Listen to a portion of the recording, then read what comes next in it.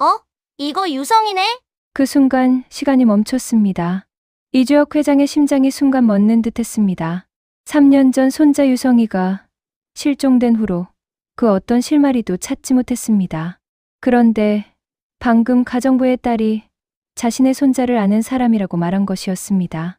어느 가을 서울 한남동에 위치한 한 저택의 서재에서 H 이주혁 회장은 그날도 어김없이 서재에 앉아 손주의 사진을 바라보고 있었습니다. 그의 서재 한쪽 벽면에는 사진 액자가 가득 차 있었습니다. 그 액자 속에는 천진난만하게 웃고 있는 5살 남자아이가 있었습니다. 그리고 책상 위에도 손주의 사진 액자가 올려져 있었습니다. 이주혁 회장의 손끝이 천천히 액자를 쓰다듬었습니다. 차가운 유리 너머로 느껴지는 손주의 미소는 3년이 지난 지금도 여전히 따뜻했습니다. 아니, 어쩌면 시간이 지날수록 더 간절해지는 것인지도 몰랐습니다. 지아나, 작은 중얼거림이 고요한 서재에 흩어졌습니다. 바로 그때였습니다. 회장님, 가정부 이영자 씨 따님이 인사드리러 왔다고 합니다. 집사의 목소리가 문 너머로 들려왔습니다.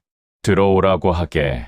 잠시 후 8살쯤 되어 보이는 여자아이가 조심스럽게 서재 문을 열고 들어왔습니다. 큰 눈망울을 가진 다나라는 이름의 이 아이는 오늘 처음 이주혁 회장 댁을 방문했습니다. 다나의 어머니는 이 회장 댁에 얼마 전 새로운 가정부였는데 혼자서 딸 아이를 키우고 있다고 했습니다. 가정부의 딸이 자신의 잃어버린 손자와 나이가 같아 이 회장은 마음이 쓰였습니다. 그래서 지난주 다나의 생일에 선물을 보냈더니 아이가 직접 인사드리고 싶다며 찾아온 것이었습니다. 안녕하세요, 회장님. 그래, 다나야. 만나서 반갑구나. 생일 선물 감사합니다. 그리고 이건 제 마음이에요. 다나는 정성스럽게 적은 편지 봉투를 조심스레 두 손으로 꺼내 들었습니다. 그리고 이 회장에게 전해주려고 다가가다 벽에 걸린 액자를 바라보았습니다. 다나는 그 사진을 보자마자 눈이 커지더니 무심코 이렇게 말했습니다. 어? 이거 유성이네? 시간이 멈췄습니다. 이주혁 회장의 손에서 펜이 떨어졌습니다. 책상 위로 굴러떨어진 펜이 바닥에 닿는 소리가 유난히 크게 들렸습니다. 회장의 심장이 순간 멎는 듯 했습니다. 지안이가 실종된 후로 그 어떤 실마리도 찾지 못했습니다. 모두가 이미 포기했습니다. 경찰도, 탐정들도, 심지어 가족들조차도. 하지만 지금 이 8살 아이의 입에서 나온 말, 유성이, 그 이름이 이주혁 회장의 귓가에서 계속 맴돌았습니다. 온몸에 소름이 돋았습니다. 입술이 떨렸지만 침착해야 했습니다. 너무 급하게 물어보면 아이가 놀랄 테니까요. 회장은 천천히 일어났습니다. 무릎에서 힘이 빠져 휘청거렸지만 책상을 짚고 간신히 균형을 잡았습니다. 그리고는 최대한 평온한 목소리로 물었습니다. 다나야, 유성이가 누구니? 우리 반 친구요. 김유성이요. 아이는 아무렇지 않게 대답했습니다. 하지만 이주혁 회장에게 그 말은 천둥소리보다 더 크게 들렸습니다. 우리 반 친구 지안이가 사라졌을 때 5살이었습니다. 지금 8살이라면 다나와 같은 나이였습니다. 이 사진 속 아이랑 닮았니? 회장이 간신히 물었습니다. 손이 부들부들 떨렸습니다. 심장이 터질 듯이 뛰었습니다. 닮은 정도가 아니에요. 완전 똑같아요. 근데 유성이는 머리가 좀 더 길어요. 다나는 천진난만하게 웃으며 말했습니다. 하지만 그 순간 이주혁 회장의 눈에서 뜨거운 것이 흘러내렸습니다. 3년 동안 이주혁 회장은 단 하나만을 기도했습니다. 제발 살아만 있어다오. 어디서든 건강하게만 있어다오. 그리고 지금 8살 아이의 입을 통해 들려온 이 말. 완전 똑같아요. 이주혁 회장은 다나의 어깨를 잡았습니다. 너무 세게 잡아서는 안 된다고 스스로를 다독이면서도 떨리는 손을 멈출 수가 없었습니다. 다나야, 그 친구 김유성이가 우리 집 근처에 사니? 아니요. 여주요. 제가 전학 오기 전 학교 친구거든요. 회장의 머릿속에서 지도가 그려졌습니다. 경찰이 수색했던 범위를 벗어난 곳이었습니다. 3년 전, 경찰은 강남과 송파, 한남동 반경 10km만을 집중적으로 수색했었습니다. 경기도는 아예 고려 대상도 아니었습니다. 할머니랑 같이 살아요. 할머니가 되게 좋으신 분이에요. 우리 엄마하고도 친해요. 다나는 계속 말을 이어갔습니다. 하지만 이주혁 회장의 귀에는 더 이상 아무 소리도 들리지 않았습니다. 할머니와 단둘이 3년 동안 회장의 가슴이 미어졌습니다. 지안이가 혼자 낯선 곳에서 가족도 모르는 채로 그렇게 자라고 있었지만 살아있으니 기적이었습니다. 다나야, 고맙구나. 정말 고맙다. 이주혁 회장의 목소리가 떨렸습니다. 한나라의 재벌 그룹을 이끄는 회장이 지금 8살 아이 앞에서 눈물을 흘리고 있었습니다. 다나가 나간 후 이주혁 회장은 그 자리에 주저앉았습니다. 책상을 짚고 천천히 무릎을 꿇었습니다. 그리고는 하늘을 향해 두 손을 모았습니다. 고맙습니다. 정말 고맙습니다. 기도인지 감사인지 알 수 없는 말들이 끊임없이 흘러나왔습니다. 다나가 떠난 후 이 회장은 서재에서 지안이의 사진을 보며 3년 전 그날을 떠올렸습니다. 모든 것이 무너져 내린 그날을 3년 전 2월이었습니다. 당시 지안이는 겨우 5살이었습니다. 유치원 입학을 코앞에 둔 세상에서 가장 순수하고 천진난만한 나이였습니다. 이주혁 회장의 아들 필립은 당시 38의 나이로 H직 부회장 자리에 있었습니다. 아버지 이주혁 회장을 닮아 침착하고 냉철한 사업가였지만 아들 지안이 앞에서만큼은 세상에서 가장 다정한 아빠였습니다. 그리고 며느리 유리는 프랑스에서 패션을 전공한 우아한 여성이었습니다. 지안이를 낳고 난 후로는 일을 접고 육아에만 전념하고 있었습니다. 그날은 포근한 토요일이었습니다. 지안이는 아침부터 공원에 가자며 필립의 손을 잡아 끌며 졸랐습니다. 작은 손으로 아빠의 손가락을 꽉 쥐고 초롱초롱한 눈으로 올려다보는 모습이 너무나 사랑스러웠습니다. 그래, 우리 아들 공원 가자. 엄마도 같이 갈까? 그럼 나는 안 데려가려고 했어요? 유리가 웃으며 답했습니다. 차를 몰고 20분 거리에 있는 공원을 찾았습니다. 지안이가 좋아하는 장소라 일부러 찾아간 곳이었습니다. 가족들은 한적한 곳을 찾아 돗자리를 폈습니다. 지안이는 신나서 뛰어다녔고 필립과 유리는 그런 아들의 모습을 흐뭇하게 바라봤습니다. 여보, 지안이 저렇게 크는 걸 보면 신기하지 않아? 엊그제 태어난 것 같은데. 그러게요. 벌써 유치원 갈 나이가 됐네요. 우리 아들, 나중에 어떤 사람이 될까? 당연히 멋진 사람이 되겠죠. 우리 아들인데. 두 사람은 행복한 미래를 그리며 이야기를 나눴습니다. 그러나 그들은 몰랐습니다. 그것이 마지막 평화로운 순간이 될 거라는 것을요. 여보, 나 물 좀 사올게요. 지안이 좀 봐줘요. 응, 다녀와. 유리가 자리를 떴습니다. 필립은 지안이와 공놀이를 하고 있었습니다. 그런데 바로 그때 필립의 휴대폰이 울렸습니다. 긴급하게 회사에서 걸려온 전화였습니다. 네, 여보세요. 부회장님, 큰일 났습니다. 인천 공장에서 화재가! 필립의 얼굴이 굳었습니다. 회사의 주요 생산 공장에서 화재가 발생했다는 급보였습니다. 지금 어떤 상황인가요? 전화 통화에 집중하던 필립은 잠시 지안이에게서 눈을 뗐습니다. 단 5분, 아니 정확히는 3분 27초였습니다. 나중에 CCTV를 확인했을 때 정확히 측정된 시간이었습니다. 전화를 끊고 돌아섰을 때 지안아? 아이가 없었습니다. 지안아, 이리 와! 필립은 주변을 둘러봤습니다. 하지만 지안이는 보이지 않았습니다. 지안아! 목소리가 커졌습니다. 가슴이 두근거리기 시작했습니다. 지안아, 대답해! 필립은 뛰기 시작했습니다. 바로 그때 유리가 돌아왔습니다. 여보, 왜 그래요? 지안이는? 지안이가 없어졌어! 뭐라고요? 유리의 얼굴에서 핏기가 사라졌습니다. 둘은 지안이를 찾아 공원 전체를 뛰어다니기 시작했습니다. 그때부터 지옥이 시작되었습니다. 경찰이 출동했고 공원 전체가 봉쇄되었습니다. 수백 명의 경찰과 소방관들이 투입되어 수색 작업이 시작되고 CCTV를 분석했습니다. 그리고 그곳에는 끔찍한 진실이 담겨 있었습니다.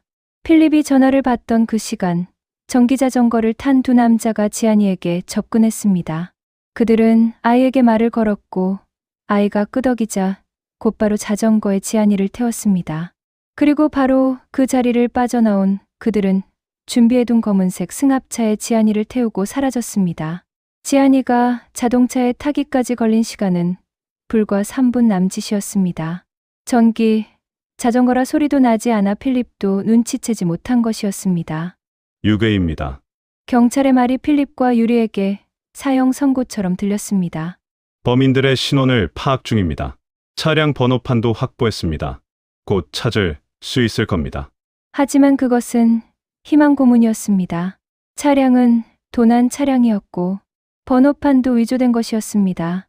범인들은 전문가였습니다. 철저하게 계획된 범행이었습니다. 이주혁 회장은 모든 수단을 동원했습니다. 사설 탐정 수십 명을 고용했습니다. 현상금 10억 원을 내걸었습니다. 매일 뉴스에 지안이의 실종 소식이 보도되었습니다. 하지만 아무 소용이 없었습니다. 석 달이 지났습니다. 여전히 아무런 소식이 없었습니다. 그 과정에서 가장 무너진 사람은 유리였습니다. 내 잘못이에요. 내가 지안이를 데리고만 갔어도. 유리는 매일 밤 울었습니다. 약을 먹지 않으면 잠을 이룰 수 없었습니다. 식사도 제대로 하지 못해 몸무게가 15kg이나 빠졌습니다. 여보, 당신 잘못이 아니야. 아니에요. 내 잘못이에요. 내가 아이를 지켜야 했어요. 필립도 괴로웠습니다. 자신이 전화를 받지 않았다면, 아니, 아들에게서 눈을 떼지 않았다면, 부부 사이에는 금이 가기 시작했습니다. 서로를 탓하지는 않았지만, 서로를 바라볼 때마다 그날이 떠올랐습니다.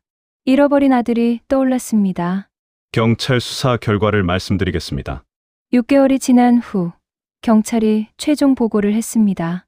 범인들은 조직적으로 움직이는 전문 유괴범으로 보입니다. 하지만 신원 파악에 실패했습니다. 그럼 내 손주는?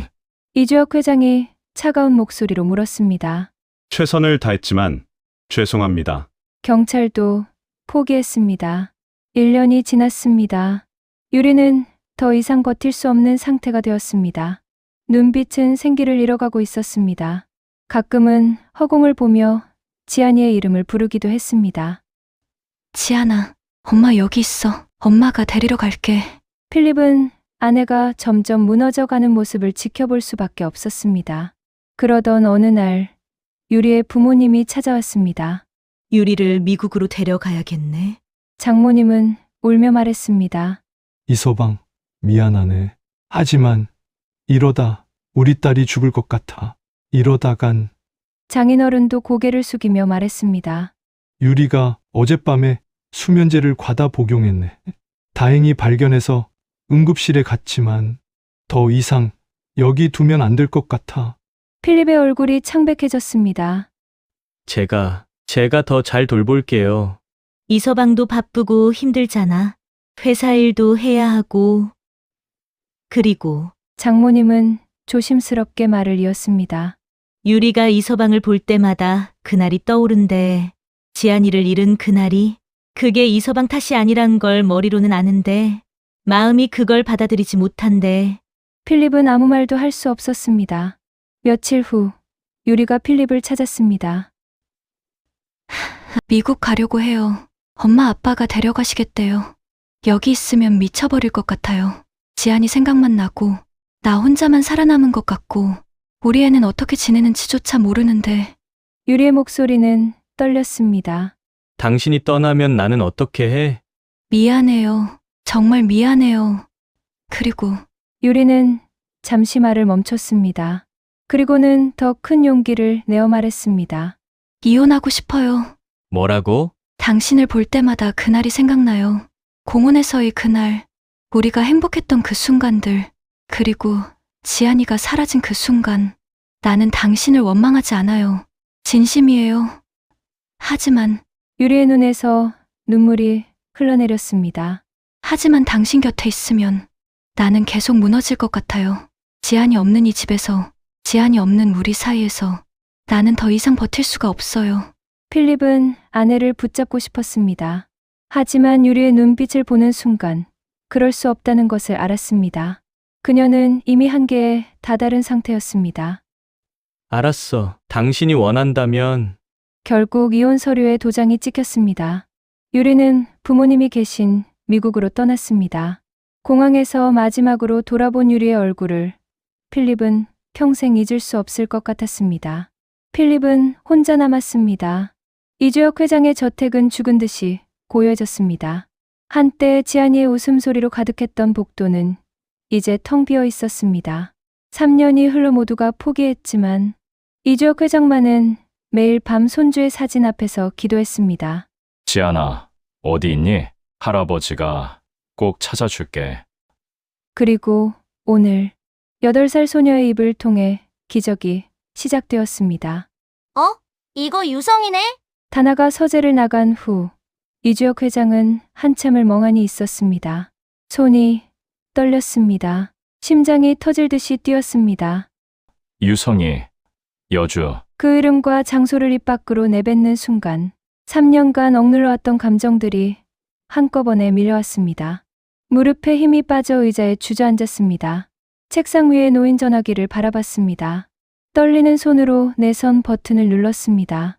유승호 팀장, 지금 당장 서재로 오게. 5분 후 보안팀장 유승호가 서재 문을 열고 들어왔습니다. 이주혁 회장과 15년을 함께한 그는 단 한 번도 본 적 없는 회장의 표정을 마주했습니다. 회장님, 무슨 일이십니까? 지안이를 찾았을지도 모르네. 유승호의 눈이 커졌습니다. 그간 이주혁 회장과 함께 손주를 찾아 헤맸던 그였습니다. 수없이 많은 허위 제보를 확인했고 그때마다 실망해야 했던 그였습니다. 확실하십니까? 아직은 모르네. 하지만 이번만큼은 다른 것 같아. 이주혁 회장은 다나가 한 말을 전했습니다. 즉시 조사에 들어가겠습니다.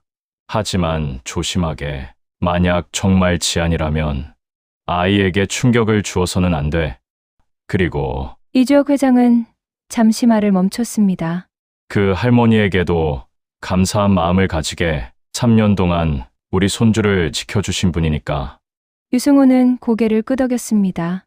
알겠습니다. 회장님, 신중하게 진행하겠습니다. 3년 전 지안이가 사라진 그날 저녁 검은색 승합차는 서울 시내를 빠져나가고 있었습니다. 뒷좌석에서 5살 지안이는 울고 있었습니다. 작은 목소리로 부모를 찾았지만 차 안에는 모자를 쓰고 마스크를 쓴 낯선 남자들만 있었습니다. 시끄럽게 하지 마, 꼬마야. 조용히 하면 엄마한테 데려다 줄게. 거짓말이었습니다. 범인들의 계획은 치밀했습니다. 지안이를 인질로 삼아 H지커에게 몸값을 요구할 생각이었습니다. 형님, 이제 거의 외곽인데 좀 더 빨리 가시죠. 그래, 서둘러야지. 오후 7시 퇴근 시간이었습니다. 도로는 차들로 가득했습니다. 신호등마다 길게 늘어선 차량 행렬, 느리게 움직이는 교통 흐름. 범인들은 조급해지기 시작했습니다. 이러다 시간 다 가겠어. 빨리 빠져나가야 하는데. 운전석의 남자가 핸들을 꺾으며 추월을 시도했습니다. 2차선에서 1차선으로 급하게 차선을 변경했습니다. 바로 그때였습니다. 끽! 앞서가던 시내버스가 급브레이크를 밟았고 승합차가 버스의 뒤쪽 범퍼를 들이받았습니다. 그리 큰 사고는 아니었습니다. 차들은 도로 한쪽으로 비켜섰습니다. 아, 씨, 이거 어떻게 해? 범인들은 당황했습니다. 버스 기사가 내렸습니다. 그리고 고지어 버스 승객 몇 명도 내렸습니다. 어떻게 운전하는 겁니까? 갑자기 끼어들면 어떡해요? 죄송합니다. 제가 안 보고. 그냥 가시죠. 제가 돈 드릴게요. 범인은 운전석 창문을 열고 돈을 내밀었습니다. 아니, 이 사람이 돈이 문제가 아니죠? 보험 처리 제대로 해야죠. 어서 내려요. 아니, 그냥 이것만 받고. 안 돼요. 차 뒤쪽에 흠집 났잖아요. 보험 처리해야 해요. 버스 기사는 단호했습니다. 주변에 퇴근길 차들이 정체되기 시작했고 사람들이 하나둘 차에서 내려 구경하기 시작했습니다. 경찰 부르세요. 이 사람 뺑소니 치려는 것 같아요. 한 승객이 소리쳤습니다. 범인들은 점점 더 초조해졌습니다. 바로 그때 뒷좌석에서 지안이가 조용히 문 손잡이를 잡았습니다. 지안이 옆자리에 있던 남자는 창문 밖으로 고개를 내밀고 말싸움을 하고 있었습니다. 지안이는 작은 손으로 문을 밀었습니다. 찰칵 문이 열렸습니다. 아이는 숨을 죽이고 차에서 내렸습니다. 순간 뒷자리에 있던 범인이 지안이를 발견했습니다.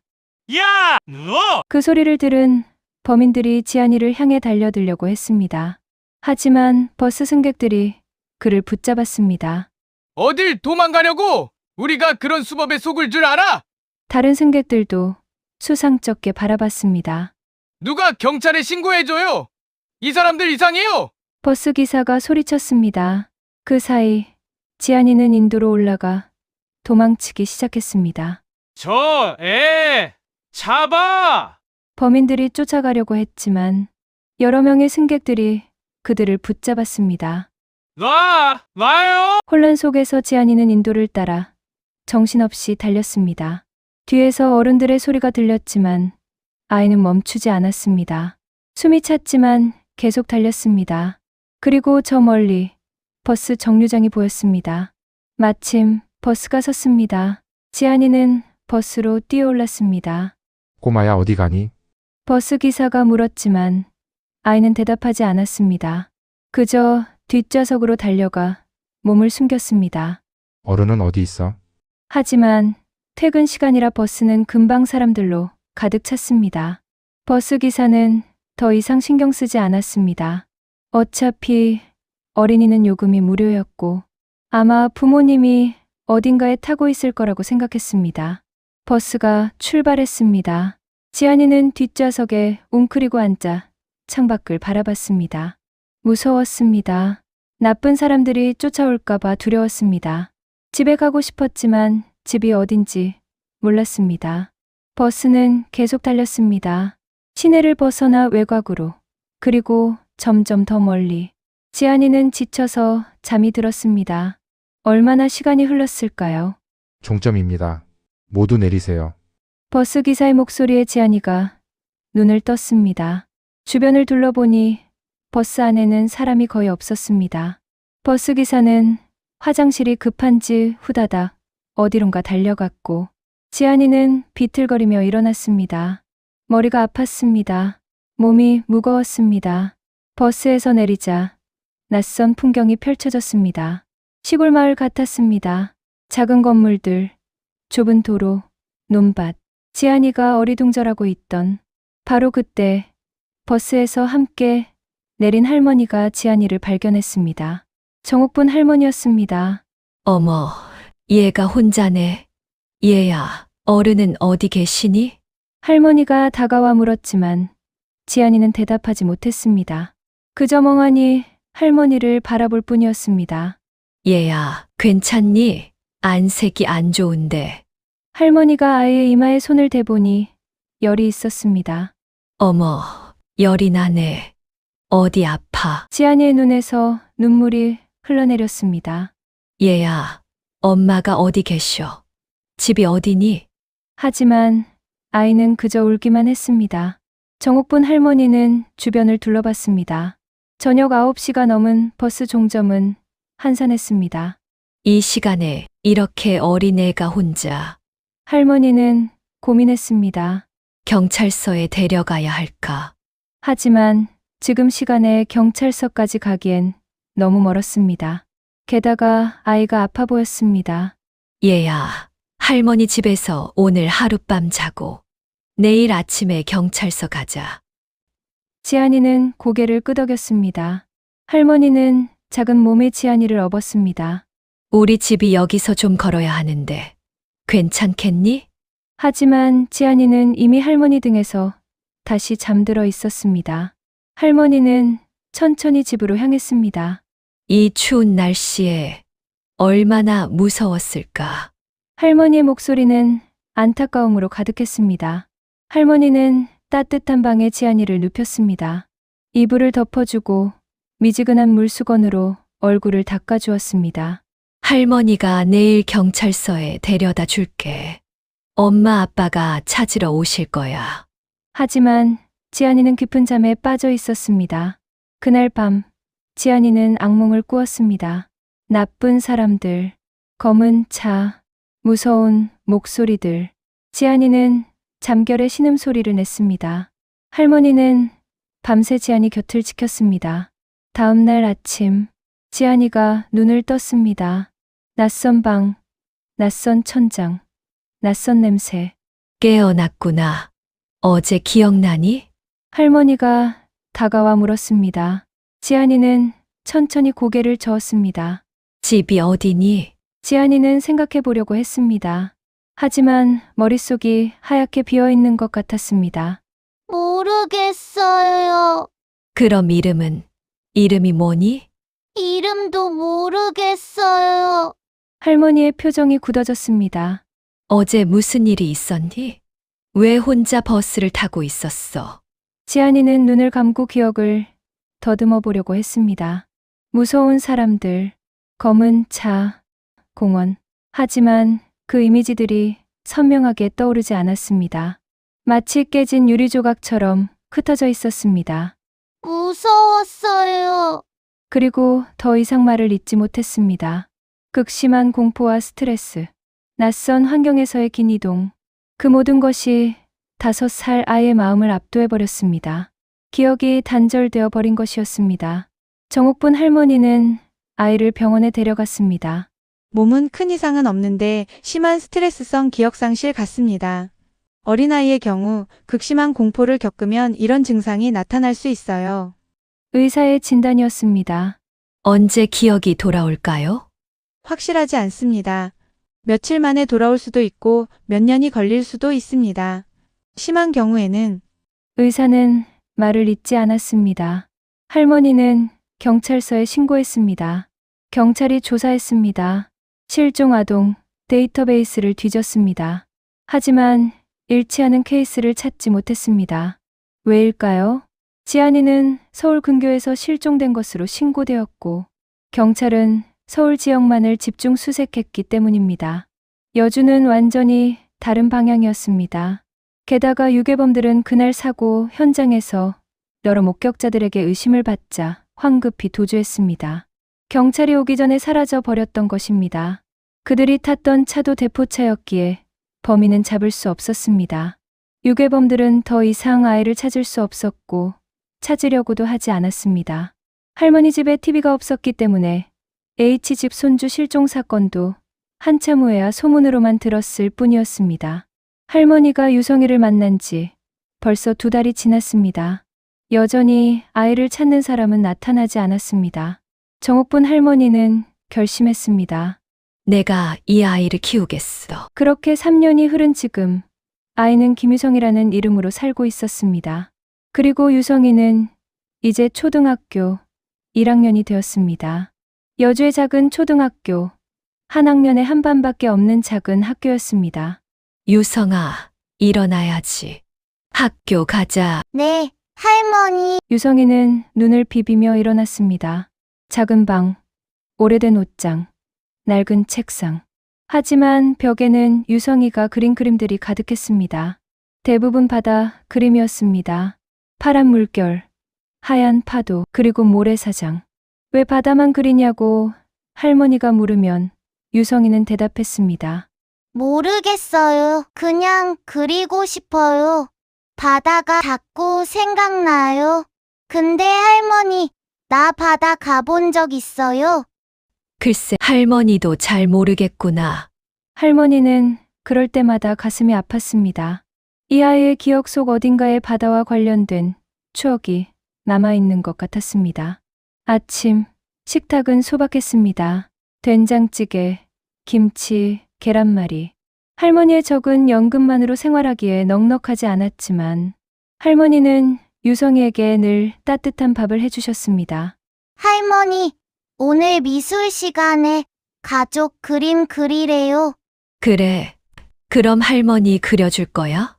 당연하죠. 할머니는 우리 가족이잖아요. 할머니는 유성이의 머리를 쓰다듬었습니다. 눈가가 촉촉해졌습니다.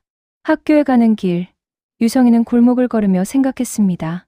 나는 왜 여기 있는 걸까? 엄마, 아빠는 어디 있을까? 가끔 꿈을 꿨습니다. 누군가가 자신을 안아주는 꿈, 따뜻한 목소리로 이야기해주는 꿈, 넓은 집에서 노는 꿈. 하지만 깨어나면 그 얼굴들은 떠오르지 않았습니다. 흐릿한 윤곽만 남아있을 뿐이었습니다. 학교에서 유성이는 조용한 아이였습니다. 친구들과 잘 어울렸지만 어딘가 다른 아이들과 달랐습니다. 어휘가 또래보다 풍부했고 가끔 어른스러운 말을 했습니다. 선생님도 신기해했습니다. 유성아, 너 어떻게 이런 어려운 말을 알아? 모르겠어요. 그냥 알고 있었어요. 잃어버린 기억 속 어딘가에 누군가 책을 읽어줬던 시간이 남아있는 것 같았습니다. 그런 유성이에게 유일하게 마음을 터놓은 친구가 있었습니다. 바로 다나였습니다. 그런데 다나는 2달 전에 전학을 갔습니다. 엄마가 서울에서 좋은 일을 구했다며 다나도 엄마를 따라 이사를 가게 된 거였습니다. 유성이는 마음을 터놓고 지내던 다나가 보고 싶었습니다. 그리고 어느 가을날 다나는 엄마를 따라 엄마가 일하는 한남동의 큰 집에 갔습니다. 지난주 자신의 생일에 예쁜 구두를 선물해 주신 회장님께 인사를 드리기 위해서였습니다. 다나는 태어나서 그렇게 예쁜 구두는 처음 신어본 거라 무척 기뻤습니다. 처음 보는 저택의 크기에 다나의 입이 떡 벌어졌습니다. 엄마, 여기 진짜 크다. 조용히 해야 해. 여기 회장님 계셔.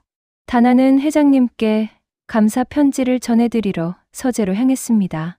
그리고 그곳에서 그 사진을 보았습니다. 서재 벽에 걸린 액자 속 아이. 이거 유성이네? 그렇게 다나가 이 회장 댁을 다녀간 다음 날 정옥분 할머니는 다나의 엄마로부터 전화를 받았습니다. 할머니, 제가 말씀드릴 게 있어요. 이영자는 조심스럽게 어제 있었던 일을 전했습니다. 다나가 회장 서재에서 유성이를 알아봤다는 것. 그 사진 속 아이가 3년 전 실종된 H집 회장의 손주 같다는 것. 혹시 유성이가? 정옥분 할머니의 손이 떨렸습니다. 전화를 끊은 후 할머니는 한참을 멍하니 앉아 있었습니다. 그리고는 천천히 유성이의 방문을 열었습니다. 아이는 책상 앞에 앉아 숙제를 하고 있었습니다. 할머니, 숙제 다 했어요. 그래, 잘했. 우리 유성이. 할머니는 아이의 뒷모습을 바라봤습니다. 3년 전 버스 종점에서 만난 그 작은 아이. 열이 나고 정신을 못 차리고 공포에 떨던 그 아이. 그 아이가 이렇게 건강하게 자랐습니다. 할머니, 왜 그래요? 어디 아파요? 아니야, 괜찮아. 그냥 유성이가 예뻤어서. 할머니는 아이를 꼭 안아주었습니다. 3년 전에는 몰랐지만 이제와 생각해보니 아이는 위협을 당한 것 같았습니다. 그러니 공포에 질려 기억을 잃었겠지요. 때문에 유성이가 잃어버린 손주일 수 있겠다는 생각이 들었습니다. 세상에 그랬구나. 내가 그 아이였구나. 할머니의 눈에서 눈물이 흘러내렸습니다. 이 아이를 찾고 있는 가족이 있다는 것. 그들이 얼마나 고통스러웠을지 상상이 갔습니다. 어서 아이들 되찾아 줘야 한다는 것도 알았습니다. 어떡하지? 어떻게 말해야 하지? 3년 동안 함께 살며 정이 들었습니다. 유성이는 이제 할머니에게 전부였습니다. 아침에 눈 뜨면 할머니 하고 달려오는 아이. 밤에 잠들기 전 할머니 사랑해요 하고 말하는 아이. 외로웠던 할머니의 삶의 유일한 빛이었습니다. 하지만 진짜 가족에게 돌아가야지. 유성이가 기억도 나지 않는 엄마 아빠를 그리워하는 것을 할머니는 알고 있었으니까요. 조심스럽게 아이가 상처받지 않도록 가족을 찾아줄 생각이었습니다. 아직 기억도 다 찾지 못한 아이에게 큰 충격을 주고 싶지 않았습니다. 다음 날 아침, 할머니는 이영자에게 다시 전화를 걸었습니다. 다나 엄마, 저 회장님께 전해 주실 말씀이 있어요. 네, 할머니, 말씀하세요. 천천히 하고 싶어요. 유성이가 놀라지 않게, 아이가 혼란스러워하지 않게. 할머니의 목소리는 떨렸습니다. 그리고 회장님께 여쭤봐 주세요. 제가 계속 유성이 곁에 있어도 되는지. 한편 그 시각 한남동 저택에서 이주혁 회장은 유승호 팀장과 함께 신중한 계획을 세우고 있었습니다. 팀장, 먼저 확실히 확인해야 하네. 정말 우리 지안이가 맞는지. DNA 검사를 해야겠습니다. 그것도 필요하지만 먼저 아이를 직접 봐야겠어. 이주혁 회장은 성급하게 움직이지 않기로 했습니다. 3년 동안 김유성이라는 이름으로 살아온 아이에게 갑작스러운 충격을 줄 수는 없었습니다. 팀장, 자네가 먼저 여주에 가보게. 나는 아직 준비가 안 된 것 같아. 그래도 회장님께서 직접 가시는 게 어떻겠습니까? 아니야. 내가 가면 감정을 주체하지 못할 것 같아. 만약 정말 지안이라면 내가 그 아이를 보는 순간, 그리고 또 실망하면 어쩌나. 회장은 말을 잇지 못했습니다. 유승호는 고개를 끄덕였습니다. 알겠습니다. 정옥분 할머니와 먼저 만나보겠습니다. 다나가 다녀간 다음 날 유승호는 여주로 향했습니다. 조용한 시골 마을, 작은 골목길들, 그리고 정옥분 할머니의 집. 누구세요? 문을 연 할머니는 조심스러운 표정이었습니다. 안녕하세요. 저는 H지그룹 보안팀장 유승호라고 합니다. 이영자 씨를 통해 연락드렸던. 아, 그분이시군요. 들어오세요. 작은 거실에 마주 앉았습니다. 탁자 위에는 할머니가 준비한 보리차가 놓여 있었습니다. 유승호는 조심스럽게 입을 열었습니다. 할머니, 먼저. 그간 아이를 돌봐주셔서 진심으로 감사드립니다. 아니에요. 저 유성이 덕분에 외롭지 않았어요. 할머니의 눈가가 붉어졌습니다. 유성이에 대해 여쭤봐도 될까요? 처음 만났을 때 이야기를요. 할머니는 천천히 3년 전 그날 밤 이야기를 들려주었습니다. 버스 종점에서 만난 아이, 열이 나고 정신을 못 차리던 모습, 기억을 잃은 채로 깨어난 아침. 유승호는 메모를 하며 들었습니다. 혹시 당시 아이가 입고 있던 옷이나 물건이 남아 있을까요? 네, 버리지 못하고 보관하고 있어요. 할머니는 작은 상자를 가져왔습니다. 상자 안에는 고급 브랜드의 아동복과 운동화가 들어 있었습니다. 유승호의 손이 떨렸습니다. 3년 전 실종 신고서에 기재된 지안이의 옷과 일치했습니다. 할머니, 이것들 잠시 가져가도 될까요? 보여드리고 싶어서요. 네, 그러세요. 할머니의 목소리는 작았습니다. 그리고 한 가지 더 여쭤봐도 될까요? 유승호가 조심스럽게 물었습니다. 유성이가 평소에 특별한 버릇이나 습관이 있나요? 자주 하는 말이나 행동 같은 것들요. 할머니는 잠시 생각하더니 말했습니다. 바다 그림을 자주 그려요. 그리고 가끔 잠꼬대로 아빠라고 불러요. 그럴 때마다 가슴이 아파요. 다른 것은요? 왼손잡이예요. 처음엔 오른손으로 글씨를 쓰려고 했는데 제가 편한 손으로 쓰라고 했더니 왼손을 쓰더라고요. 유승호의 눈이 커졌습니다. 이 회장도 왼손잡이였습니다. 그리고 이상한 게 있어요. 피아노를 한 번도 배운 적이 없는데 동네 문화센터에서 피아노를 봤을 때 한 손가락으로 간단한 멜로디를 쳤어요. 누가 가르쳐 준 적도 없는데 말이에요. 지안이는 3살 때부터 피아노를 배웠습니다. 모든 것이 일치하고 있었습니다. 할머니, 혹시 유성이 머리카락 한 가닥만 얻을 수 있을까요? DNA 검사를 위해서요. 지금 학교에 갔어요. 오후 3시쯤 돌아올 거예요. 그때 얻어서 드릴게요. 그게 확실할 테니까요. 제가 직접 기다려도 될까요? 아이를 직접 보고 싶습니다. 멀리서라도요. 할머니는 고개를 끄덕였습니다. 오후 3시. 유승호는 할머니 집에서 조금 떨어진 골목 모퉁이에 서 있었습니다. 그리고 저 멀리 학교에서 돌아오는 아이가 보였습니다. 검정색 가방을 맨 작은 아이. 가벼운 발걸음으로 걸어오는 모습. 유승호의 가슴이 뛰었습니다. 유승호가 기억하는 아이의 모습이 있었습니다. 할머니. 아이가 집 앞에 도착하자 환하게 웃으며 소리쳤습니다.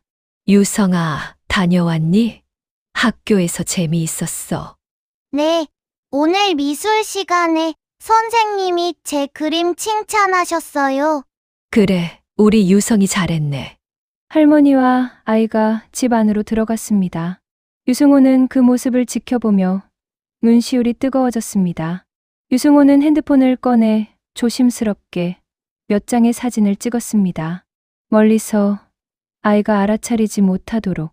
30분 후 유승호는 다시 할머니 집 문을 두드렸습니다. 할머니, 혹시 방금 빗질하면서 뽑아뒀어요. 할머니는 흰 봉투를 건넸습니다. 고맙습니다. 정말 고맙습니다. 유성이는 정말 그 집 아이가 맞나요? 할머니의 목소리는 떨렸습니다. 아직 확실하지 않습니다. DNA 검사 결과를 봐야 해요. 하지만 유승호는 잠시 말을 멈췄습니다. 모든 정황이 일치합니다. 아마도 할머니는 눈물을 닦았습니다. 그렇군요. 이제 어떻게 되는 건가요? 회장님께서 말씀하셨습니다. 할머니도 우리 가족이 되어주셨으면 좋겠다고요. 할머니의 눈에서 눈물이 주르르 흘러내렸습니다. 유승호는 이 회장 자택으로 돌아와 지안이의 옷상자를 건넸습니다. 아이의 점퍼를 꺼내든 이 회장은 꺼이꺼이 울기 시작했습니다. 이건 내가 사준 걸세. 지안이가 맞아.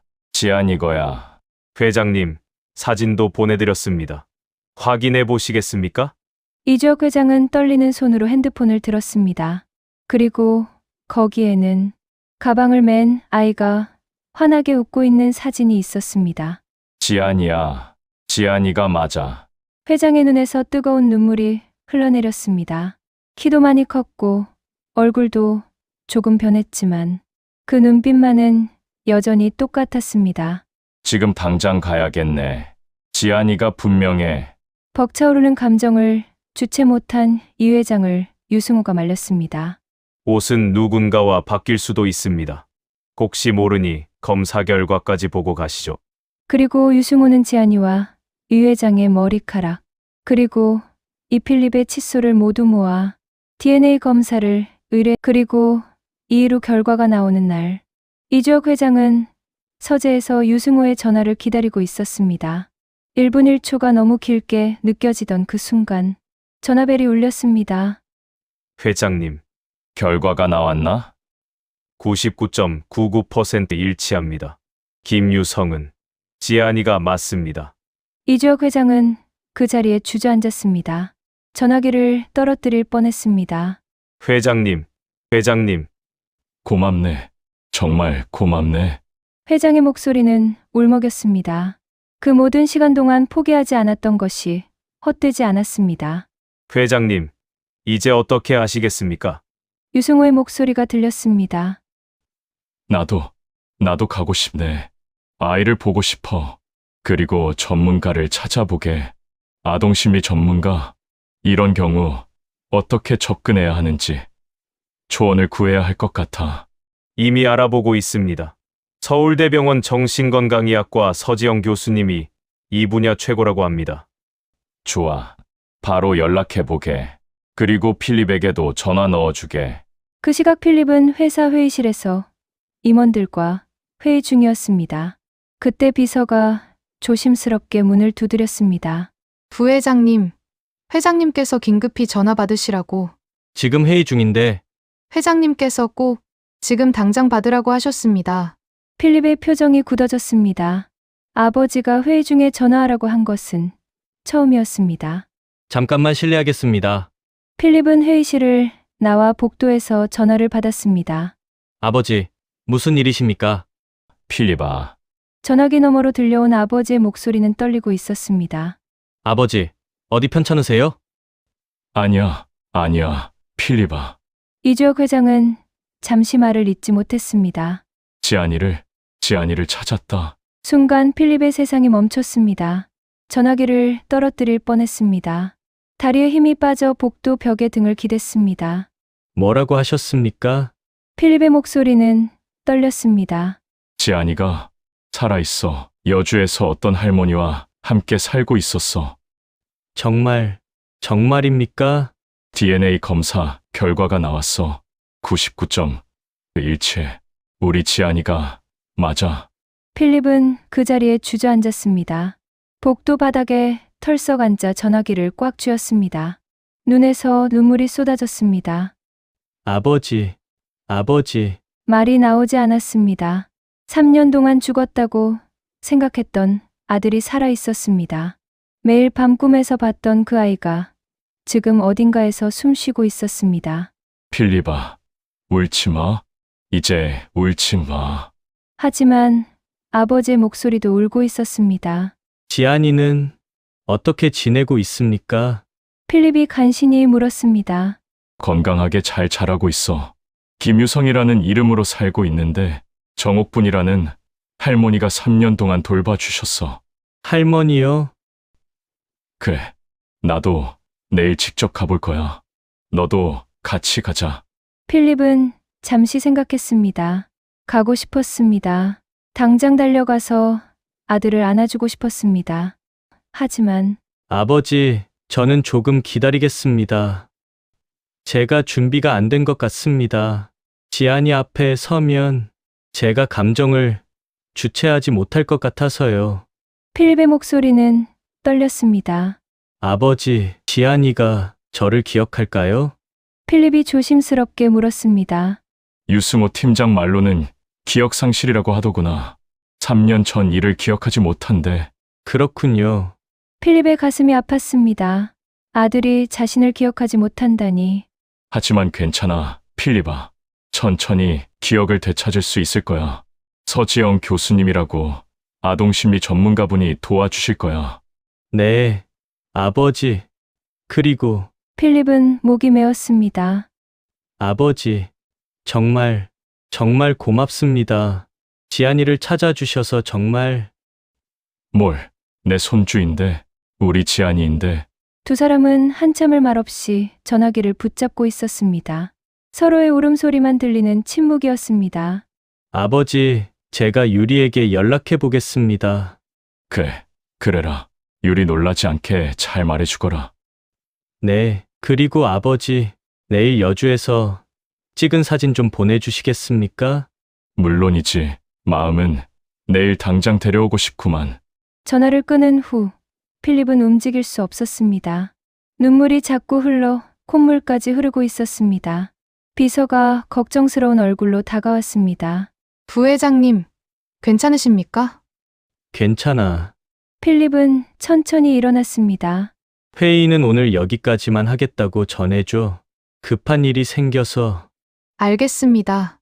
필립은 사무실로 돌아가 문을 닫았습니다. 그리고 책상 서랍에서 지안이의 사진을 꺼냈습니다. 3년 전 5살 생일날 찍은 사진이었습니다. 지안아, 아빠가 늦어서 미안해.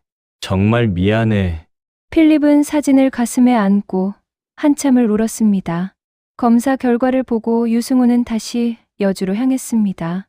정옥분 할머니에게 검사 결과를 알려드려야 했습니다. 오후 7시 할머니의 집. 유성이는 방에서 숙제를 하고 있었고 할머니는 거실에서 유승호를 맞이했습니다. 팀장님, 결과가 나왔나요? 할머니의 목소리는 떨렸습니다. 네, 할머니. 유승호는 천천히 고개를 끄덕였습니다. 유성이는 회장님의 손주가 맞습니다. DNA가 90트 일치했습니다. 할머니는 그 자리에 주저앉았습니다. 예상했던 결과였지만 막상 확인하니 가슴이 무너져 내렸습니다. 역시. 할머니, 괜찮으세요? 네, 괜찮아요. 하지만 할머니의 눈에서는 눈물이 흘러내리고 있었습니다. 할머니, 회장님께서 내일 직접 찾아오시겠다고 하셨습니다. 내일요? 유성이를 보고 싶어 하십니다. 하지만 아시다시피 아직 아이에게는 진실을 말할 수 없습니다. 그럼 어떻게? 할머니의 친구분으로 소개하려고 합니다. 그냥 놀러 온 좋은 할아버지로요. 할머니는 고개를 끄덕였습니다. 알겠습니다. 제 유성이한테 미리 말해 놓을게요. 고맙습니다. 할머니. 그리고 유승호는 할머니의 손을 꼭 잡았습니다. 회장님께서 계속 말씀하셨습니다. 할머니가 아니었다면 유성이가 이렇게 건강하게 자랄 수 없었을 거라고요. 정말 감사드립니다. 아니에요. 저도 유성이 덕분에. 할머니는 말을 잇지 못했습니다. 할머니, 회장님께서 약속하셨습니다. 할머니도 계속 유성이 곁에 계실 수 있다고요. 가족이 되어달라고요. 정말 그래도 될까요? 물론입니다. 유성이에게 할머니는 가족이니까요. 할머니는 눈물을 닦았습니다. 그날 밤 유성이가 잠든 후 할머니는 오랫동안 아이의 곁에 앉아 있었습니다. 할머니는 내가 행복했으면 좋겠어. 진짜 가족과 함께. 다음 날 아침 이주혁 회장은 평소보다 일찍 일어났습니다. 거울 앞에 서서 옷매무새를 여러 번 고쳤습니다. 손주에게 좋은 인상을 주고 싶었습니다. 회장님, 준비되셨습니까? 유승호가 물었습니다. 그래, 가자. 차에 올랐습니다. 서울에서 여주까지는 약 1시간 거리였습니다. 하지만 이주혁 회장에게 그 시간은 영원처럼 느껴졌습니다. 창밖 풍경이 지나갔습니다. 고층 빌딩들이 점점 줄어들고 논밭이 펼쳐지기 시작했습니다. 팀장, 네, 회장님. 내가 아이를 보고 울면 어떡하지? 회장의 목소리는 떨렸습니다. 참으셔야죠. 아이가 놀랄 테니까요. 하지만 자신이 없네. 이주혁 회장은 손수건을 꺼내 눈가를 닦았습니다. 3년 동안 그리워했던 손주. 매일 밤꿈에서 봤던 그 아이.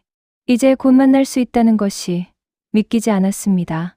회장님, 곧 도착합니다. 운전기사의 말에 회장은 고개를 들었습니다. 차창 밖으로 작은 시골 마을이 보였습니다. 좁은 골목길, 낮은 집들, 평화로운 풍경. 여기서 우리 지안이가 살고 있었구나. 차가 정옥군 할머니의 집 앞에 멈췄습니다. 차 안에서 회장의 손은 계속 떨렸습니다. 회장님, 긴장하지 마세요. 유승호가 옆에서 말했습니다. 정옥분 할머니의 집 앞. 이주혁 회장은 한참을 서 있었습니다. 그 작은 대문 너머에 손주가 있다는 것이 믿기지 않았습니다. 심호흡을 했습니다. 1번, 2번, 3번. 이제 가자. 유승호가 초인종을 누르자 기다렸다는 듯이 문이 열렸습니다. 어서 오세요, 회장님. 정옥분 할머니가 공손히 인사했습니다. 아닙니다. 제가 인사드려야죠. 이주혁 회장은 깊이 허리를 숙였습니다. 정말 감사합니다. 제 손주를 살려주셔서. 아니에요. 유성이 덕분에 제가 외롭지 않았어요. 두 노인은 서로를 바라보며 눈물을 흘렸습니다. 거실에 앉아 이야기를 나누던 중 현관문이 열리는 소리가 들렸습니다. 할머니, 닫어요. 유성의 목소리였습니다.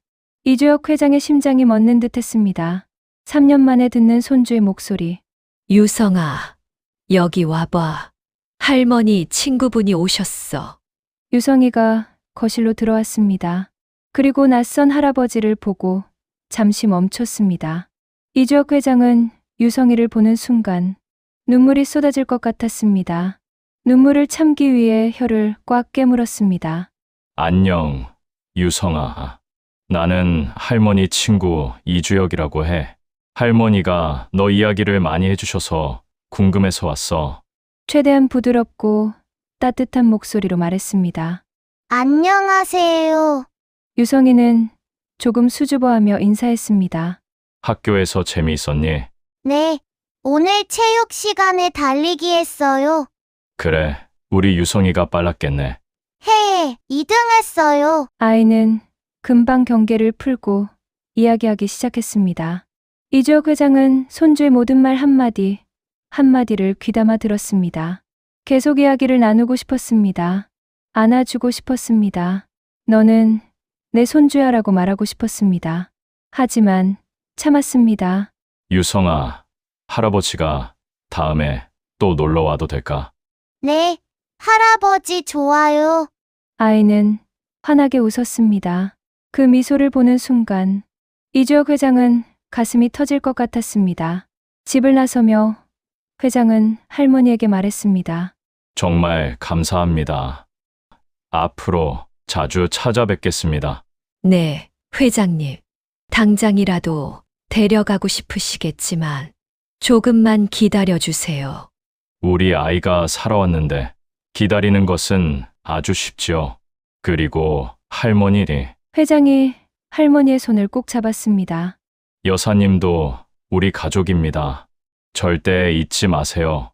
할머니는 고개를 끄덕이며 눈물을 닦았습니다. 이렇게 조심스러운 재회가 시작되었습니다.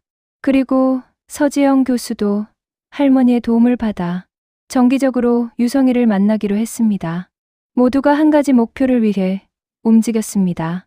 유성이가 상처받지 않고 자연스럽게 진실을 받아들일 수 있도록. 하지만 이 모든 노력에도 불구하고 예상치 못한 사건이 다가오고 있었습니다. 과거의 악몽이 다시 돌아올 것이라는 걸 아무도 몰랐습니다.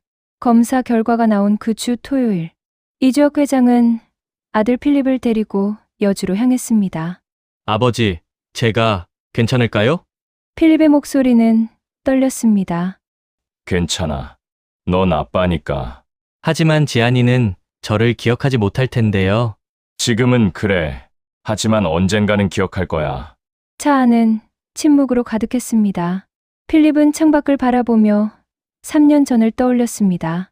공원에서 아들과 공놀이를 하던 그 순간, 전화를 받느라 단 3분, 눈을 뗀 그 순간. 아버지, 제가 그때 전화만 받지 않았어도. 필립, 그만해. 내 잘못이 아니야. 지안이는 살아있어. 그게 중요한 거야. 정옥분 할머니의 집 앞, 필립은 한참을 망설였습니다. 심호흡을 몇 번이나 했습니다. 준비됐니? 가겠습니다. 문을 열고 들어갔습니다. 거실에서 유성이가 블록을 쌓고 있었습니다. 그 모습을 본 순간 필립의 다리에서 힘이 빠졌습니다. 분명히 자신의 아들이었습니다. 유성아, 할아버지랑 또 다른 분이 오셨어. 할머니가 아이를 불렀습니다. 안녕하세요. 유성이가 고개를 들어 필립을 바라봤습니다. 그 순간 필립은 눈물이 나오지 않게 하려고 애를 써야 했습니다. 안녕, 유성아. 나는 필립이라고 해. 할아버지 아들이야? 최대한 평온한 목소리로 말했습니다. 안녕하세요, 아저씨. 아이는 수줍게 웃었습니다. 필립은 무릎을 꿇고 아이와 눈높이를 맞췄습니다. 가까이에서 본 아들의 얼굴, 코, 입, 눈썹, 모든 것이 자신과 닮아 있었습니다. 뭐하고 놀았어? 블록이요. 큰 성 만들고 있어요. 그래? 아저씨도 같이 놀아도 될까? 걔. 필립은 아들 옆에 앉아 함께 블록을 쌓았습니다. 작은 손이 블록을 하나씩 올리는 모습. 그 모습을 보며 필립은 가슴이 터질 것 같았습니다. 지안아. 아빠야. 아빠가 여기 있어. 마음속으로 수없이 외쳤지만 입 밖으로 내지는 못했습니다. 1시간쯤 놀다가 유성이가 물었습니다. 아저씨, 또 올 거예요? 응, 또 올게. 자주 올게.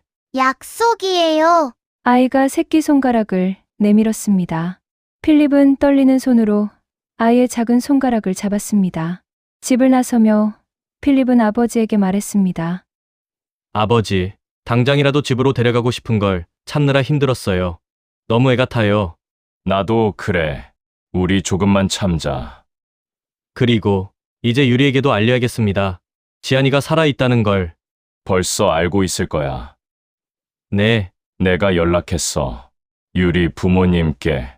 필립은 놀란 표정으로 아버지를 바라봤습니다. 유리도 만나고 싶어 할 겁니다. 그래. 그 애도 엄마니까. 하지만 이주혁 회장의 마음 한편에는 늘 불안이 자리 잡고 있었습니다. 3년 전 한 번 아이를 잃었던 경험. 그 악몽이 다시 반복될까봐 두려웠습니다. 팀장, 어느 날 저녁 회장이 유승호를 불렀습니다. 네. 유성이 주변에 경호를 붙이게. 경호를 말씀이십니까? 유승호는 고개를 끄덕였습니다. 며칠 후 유리가 미국에서 돌아왔습니다. 3년 만에 귀국이었습니다. 공항 로비에서 필립이 기다리고 있었습니다. 필립. 유리는 여전히 수척했습니다. 3년 전보다 더 말랐고 얼굴에는 생기가 없었습니다. 잘 왔어. 정말이에요? 지안이가 살아있다는 게? 유리의 목소리는 떨렸습니다.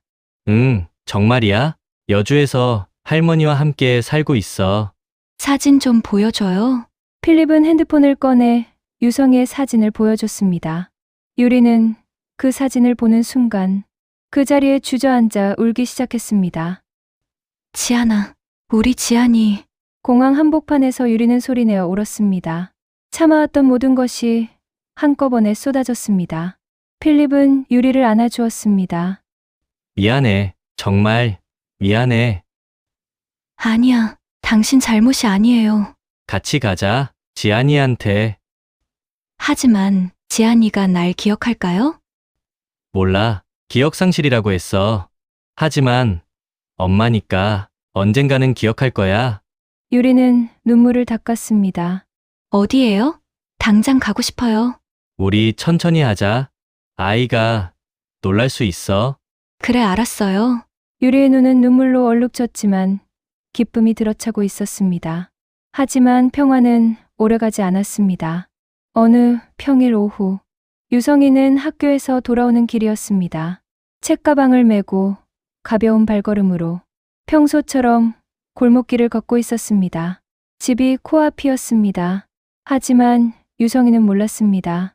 어둠 속에서 두 개의 눈이 자신을 지켜보고 있다는 것을.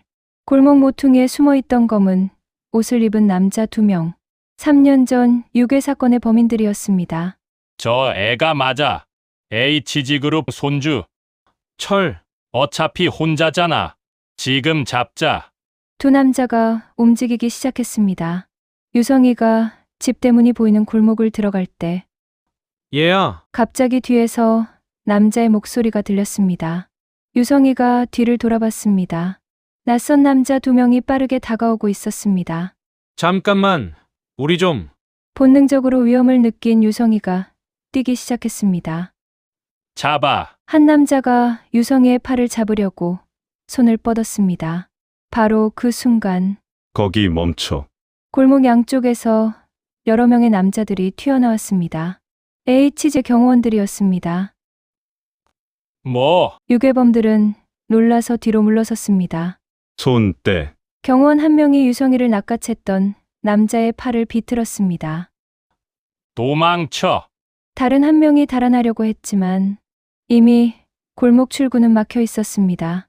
또 다른 경호원들이 길을 차단하고 있었던 것입니다. 움직이지 마. 순식간에 두 범인은 땅바닥에 눌려 꼼짝 못하게 되었습니다. 유성이는 무슨 일인지 몰라 멍하니 서 있었습니다.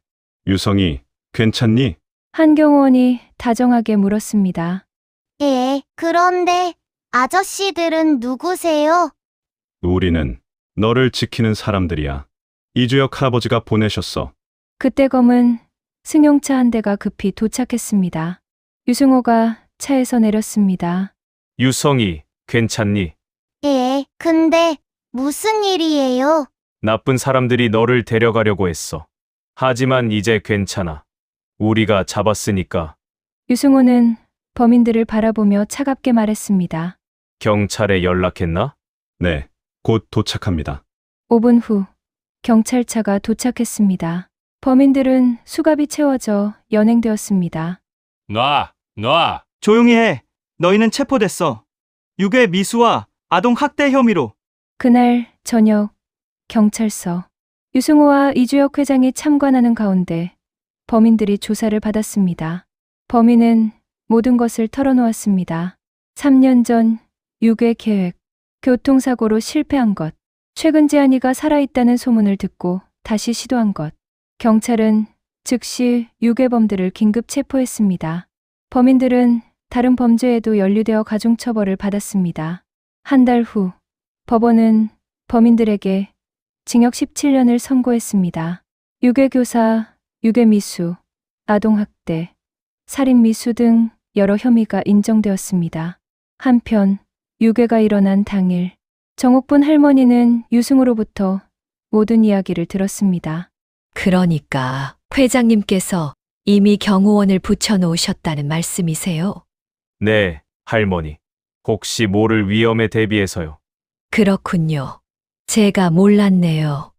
아이와 할머니가 불편해하실까봐 조심스럽게 진행했습니다. 평범한 주민처럼 보이도록 위장해서 모르셨을 겁니다. 골목 입구의 작은 가게 주인, 동네를 산책하는 중년 남성, 버스 정류장 근처에서 신문을 읽는 사람, 모두 HG그룹의 전문 경호원들이었습니다. 할머니의 눈에 눈물이 고였습니다. 회장님이 얼마나 우리 유성이를 아끼시는지 알겠어요. 물론입니다. 회장님께는 유성이가 전부니까요. 그런데 유성이는 괜찮을까요? 많이 놀랐을 텐데. 놀랐지만 다행히 다치지 않았습니다. 그리고 유승호가 조심스럽게 말했습니다. 이제 더 이상 위험은 없습니다. 범인들은 모두 잡혔으니까요. 범인들이 잡힌 후 이주혁 회장은 다시 여주를 찾았습니다. 이번에는 유리와 서지영 교수도 함께였습니다. 할머니, 회장이 정옥분 할머니의 손을 꼭 잡았습니다. 이번 일로 유성이가 많이 놀랐을 텐데 정말 죄송합니다. 아니에요, 회장님. 회장님 덕분에 유성이가 무사했어요. 이제 더 이상 위험은 없습니다. 나쁜 사람들은 모두 감옥에 갔으니까요. 다행이에요. 정말 다행이에요. 그때 유성이가 방에서 나왔습니다. 할아버지. 유성아, 회장은 아이를 꼭 안아주었습니다.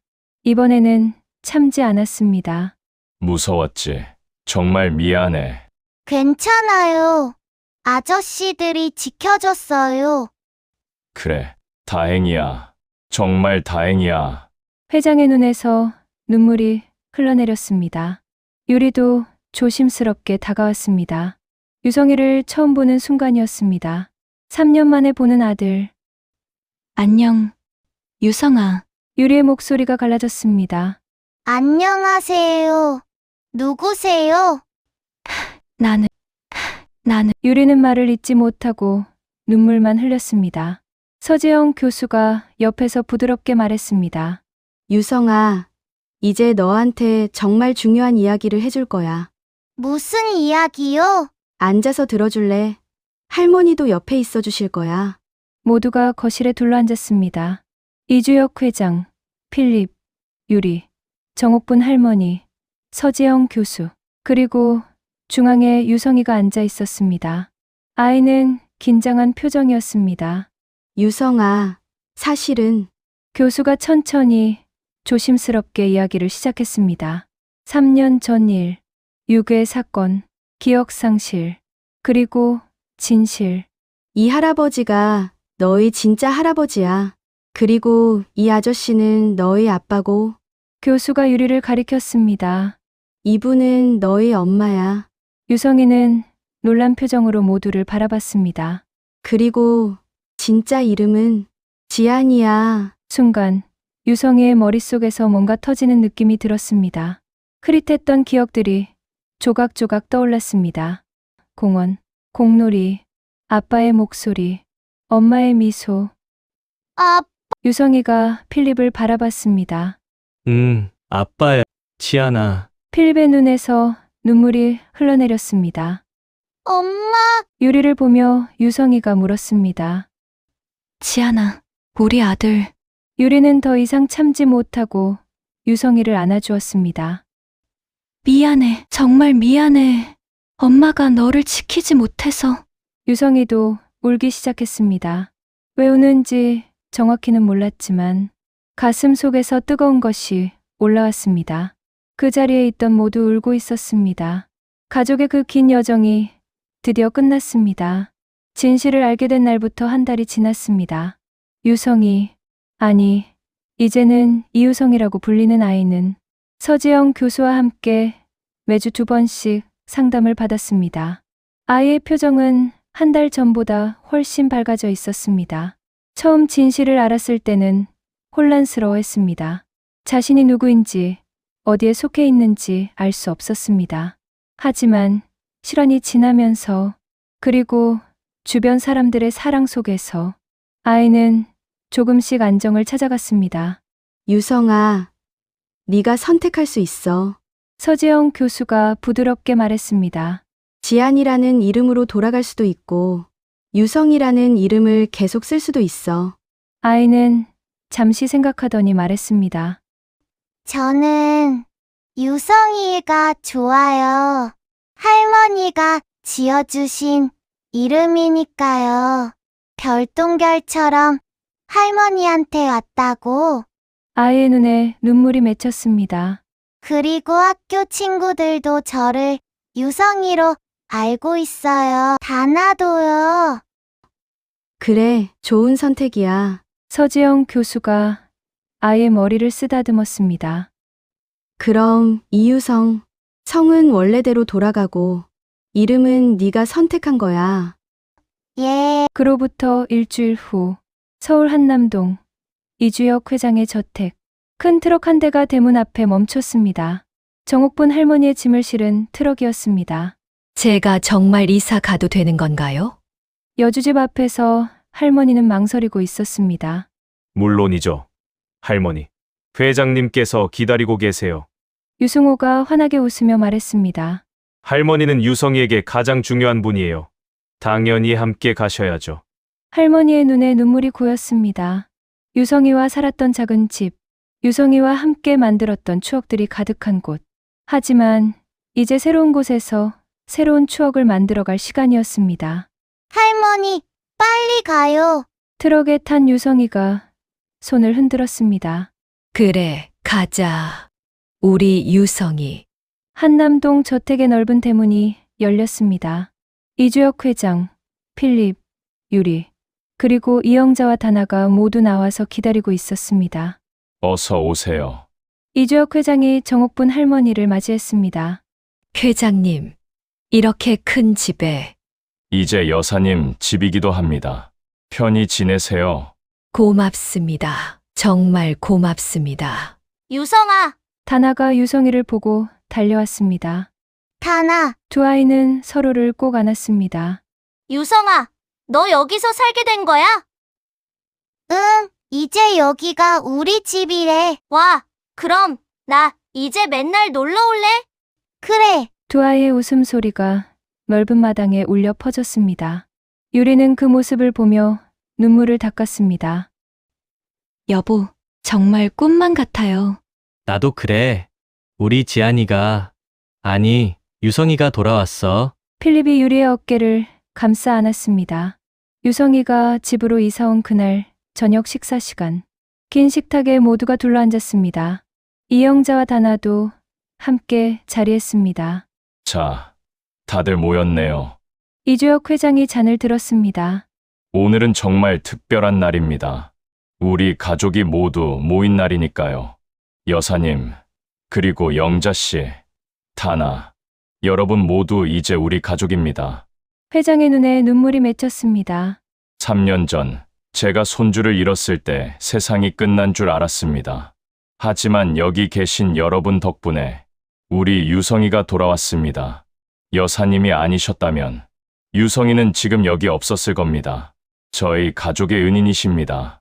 회장이 할머니를 향해 깊이 고개를 숙였습니다. 평생 갚아도 모자랄 은혜입니다. 모두들 우느라 식탁에는 침묵이 흘렀습니다. 자, 이제 울지 말고 밥 먹어요. 유성이가 환하게 웃으며 말했습니다. 할아버지, 저 배고파요. 하하, 그래. 우리 유성이 배고프다니. 어서 먹자. 따뜻한 저녁 식사가 시작되었습니다. 오랜만에 웃음소리로 가득 찬 식탁이었습니다. 식사 후 유성이는 자신의 새 방을 구경했습니다. 넓은 방, 큰 침대, 그리고 벽 한쪽을 가득 채운 책장. 우와. 마음에 들어? 필립이 문 앞에서 물었습니다. 네, 아빠. 유성이는 이제 자연스럽게 아빠라고 불렀습니다. 처음에는 어색했지만 시간이 지나면서 점점 익숙해졌습니다. 아빠, 여기서 다나랑 같이 놀아도 돼요? 물론이지. 이 방이니까 네가 하고 싶은 대로 해. 와, 고마워요, 아빠. 유성이가 필립을 꼭 안았습니다. 필립은 아들을 안으며 눈물을 참았습니다. 아들을 다시 안을 수 있다는 것이 기적 같았습니다. 그날 밤, 정옥분 할머니의 방. 할머니는 창밖을 바라보고 있었습니다. 똑똑, 문을 두드리는 소리가 들렸습니다. 할머니, 저예요. 유리의 목소리였습니다. 들어오세요. 유리가 조심스럽게 문을 열고 들어왔습니다. 할머니, 잠 안 주무세요? 너무 많은 일이 있어서 잠이 안 오네요. 할머니, 정말 감사합니다. 무슨 말씀을? 제가 지안이를 지키지 못했을 때 할머니께서 지켜주셨어요. 유성이가 저렇게 밝게 잘 자란 건 모두 할머니 덕분이에요. 이 은혜는 평생 잊지 않을게요. 저희랑 오래오래 같이 살아요. 유리의 목소리가 떨렸습니다. 저는 그럴 자격이 없는데 오히려 제가 있으면 방해가 될까봐 걱정이에요. 그런 말씀 하지 마세요. 할머니가 유리의 손을 꼭 잡았습니다. 저는 그저 잠시 맡아 키웠을 뿐이에요. 앞으로는 엄마랑 더 친해질 테니 서운해도 조금만 참아요. 유리는 더 이상 참지 못하고 할머니 품에 안겨 울었습니다. 유성이 키우면서 정말 매일매일이 행복했어요. 이렇게 예쁜 아이를 잃어버린 부모는 얼마나 힘들까 생각했어요. 이젠 정말 걱정 말아요. 할머니도 유리를 꼭 안아주었습니다. 새로운 가족이 함께 산 지 한 달이 지났습니다. 어느 토요일 오후, 이주혁 회장은 모든 가족을 모았습니다. 오늘 다 같이 어디 갈 거예요? 유성이가 신나서 물었습니다. 특별한 곳이야. 다 같이 가자. 회장은 의미심장하게 웃었습니다. 2대의 차에 나누어 타고 출발했습니다. 1시간쯤 달려 도착한 곳은 바다였습니다. 바다다. 유성이가 소리쳤습니다. 유성이의 기억 속에만 남아있던 그 바다. 여기가 유성이 네가 그림으로 그리던 그 바다야. 이주혁 회장이 유성이의 손을 잡았습니다. 내가 어려서부터 바다를 그렇게 좋아했어. 자다가도 바다 보러 가자고 하면 벌떡 일어났거든. 그래서 자주 왔었단다. 그 바다를 보며 유성이는 뭔가 알 것 같다는 표정을 지었습니다. 바닷가를 보고 모든 식구들은 이 회장이 준비한 호텔로 향했습니다. 호텔룸에서 이 회장이 말했습니다. 여러분, 오늘 특별한 발표가 있습니다. 모두가 궁금한 표정으로 회장을 바라봤습니다. 영자 씨. 네, 회장님. 앞으로 영자 씨는 가정부가 아니라 우리 집 집사로 일하게 됩니다. 당연히 대우도 그에 맞게 하겠습니다. 회장님, 그건 그리고 다나.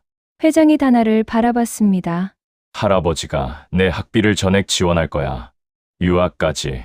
내가 원하는 공부를 마음껏 해. 우와, 제가 하고 싶은 건 다 배워도 돼요? 감사합니다.